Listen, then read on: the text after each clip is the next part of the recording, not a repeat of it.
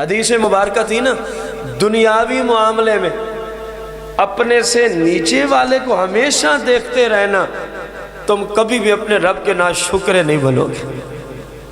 جو تمہاری مالی کیفیت ہے نا، کسی بھی حالت میں، کپڑے ہیں، سواری ہے، مکان ہے، کھانا ہے، پینا ہے، شادی ہے، غم، کسی بھی حالت، فرمایا اپنے سے، میرے آقا کریم علیہ السلام نے فرمایا تو اپنے رب کا ناشکرہ نہیں بنے گا۔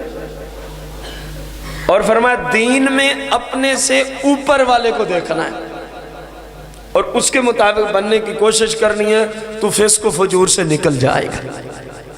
ہم نے معاملہ الٹ کر دیا، دنیا میں ہمیں حکم تھا اپنے سے، ہم نے اوپر والوں پہ نگاہیں رکھی ہوئی، فلاں یہ ہو گیا ہے، فلاں یہ ہو گیا ہے، فلاں نے یوں کیا ہے، فلاں نے فلاں فنکشن میں یہ اور یہ کیا۔ میں مثالیں دینے سے قاصر ہوں، آپ کو پتہ ہی ہے۔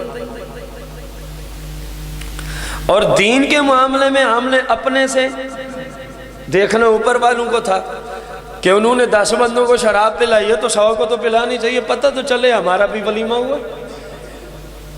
ان کے گھر اگر 2 گھنٹے لعنت چلتی ہے یہود و نصارہ کی، ہمارے گھر کم از کم 10 گھنٹے تو چلیں، ہم کوئی ان سے نیچے تھوڑی ہے۔ اور آج آ کے فلاں امام صاحب کے گھر نہیں چلتی فلمیں ڈرامے، تو امام کون سا ہمارے لیے حجت آ گیا ہے؟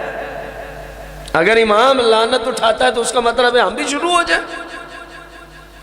فلاں امام صاحب کی بیٹی نہیں بے پردہ بازاروں میں گھومتی، رب کعبہ کی قسم ہے جس امام صاحب کا فعل رسول پاک کی شریعت کے خلاف ہے، وہ مسلمانوں ہمارے لیے حجت نہیں ہے، ہمارے لیے حجت رسول پاک کی شریعت ہے۔ پیر صاحب یہ دیکھتے ہیں، پیر صاحب وہ کرتے ہیں، وہ پیر صاحب جو جہنم جا رہے ہیں آپ نے بھی اس کی اتباع میں جہنم جانا ہے۔ یہ چیزیں آج ہمیں ملی ہوئی ہیں، اس حدیث کو چھوڑ دیا کہ دین میں اپنے سے ہم نے نیچے والوں کو دیکھا اور رکھا ان کو ہے جو خود 2 نمبر ہیں۔ ایسا امام 2 نمبر ہوگا، ایسا امام جس کا کردار رسول پاک کی شریعت کے، اس کے پیچھے تو قبلہ نماز نہیں ہوتی، آپ نے اس کو بنا دیا ہے اپنا جناب والا حجت۔ آپ کو پتا ہو نا کہ آپ کی مسجد کا امام گانے باجے سنتا ہے، آپ کو پتا ہو، یقین جانے آپ کی اس کے پیچھے نماز نہیں ہوتی۔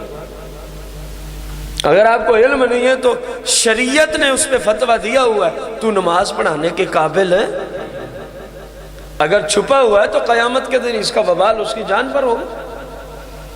لیکن جب آپ کو پتہ ہے پھر آپ اس کے پیچھے نماز آپ کی نہیں ہوگی۔ اور ہم نے اسی کو اللہ کے معاملے میں حجت بنا لیا ہے۔ امام صاحب بھی تو یہی کرتے ہیں،